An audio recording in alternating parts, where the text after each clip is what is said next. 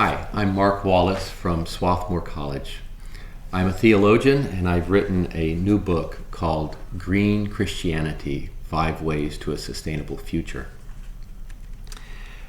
My book looks at Christianity as an earth-centered and body-loving religion.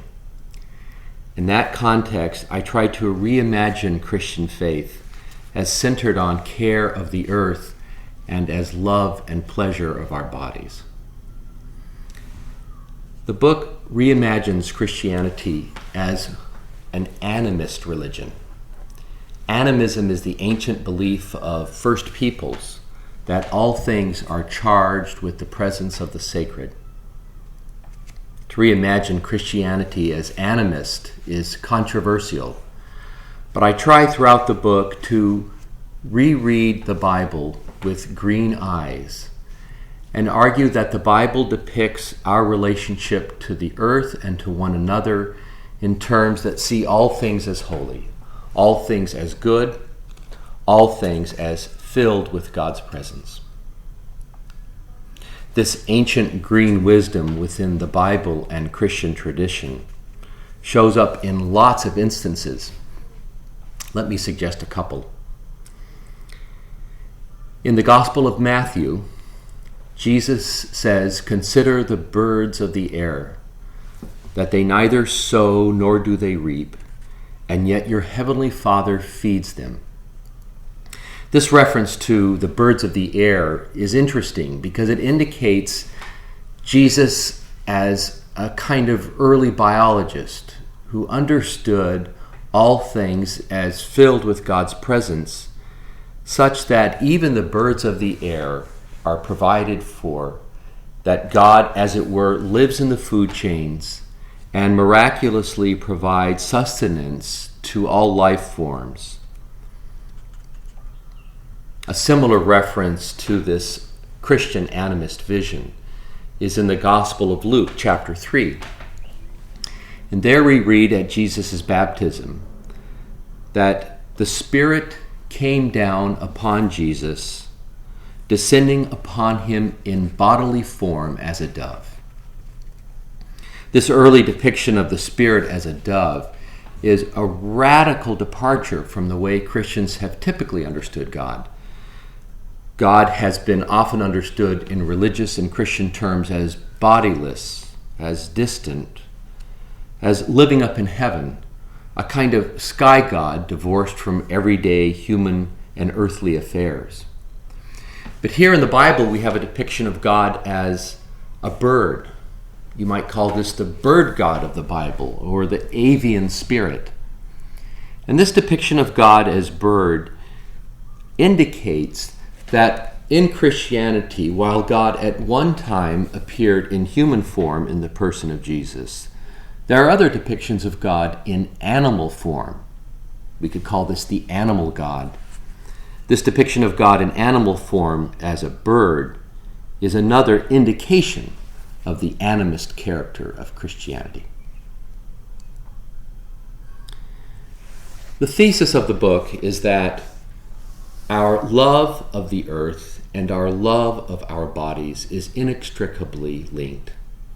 That our inability to love ourselves and our inability to care for the earth are problems that are united, such that a new understanding of Christianity as an animist religion, as an earth-affirming religion, is an understanding that also points to a new relationship between Christianity and the body.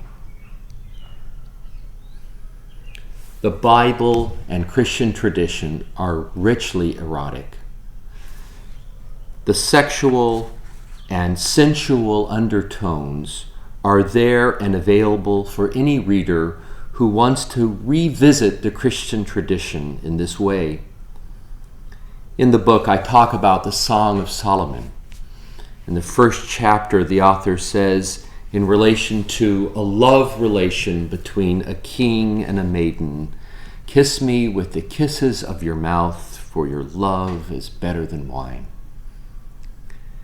And again in the Gospel of Luke, we have a fascinating story of a woman who comes to Jesus at a dinner party comes to him, lets down her hair, and goes to his feet, crying, wiping his feet with her tears. Jesus' dinner guests are scandalized by this event.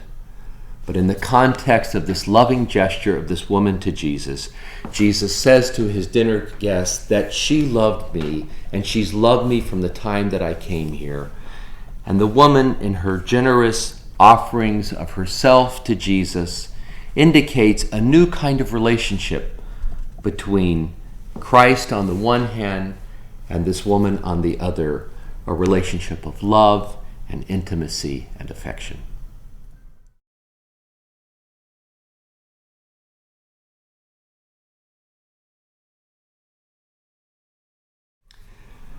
A special feature of green Christianity is that it comes connected with another portrayal of earth-affirming Christian faith in the context of a DVD called Renewal. The first episode is called A Crime Against Creation. In this inaugural episode, we see an ecumenical gathering of witness and resistance to the practice of mountaintop removal in the hills of Appalachia. Here we see Christians of different denominations coming together to protest in praise and worship and resistance the practice of destroying God's green earth in order to extract seams of coal. A Crime Against Creation is a very poignant and moving discussion of the problem of dirty energy as basic to America's energy supply.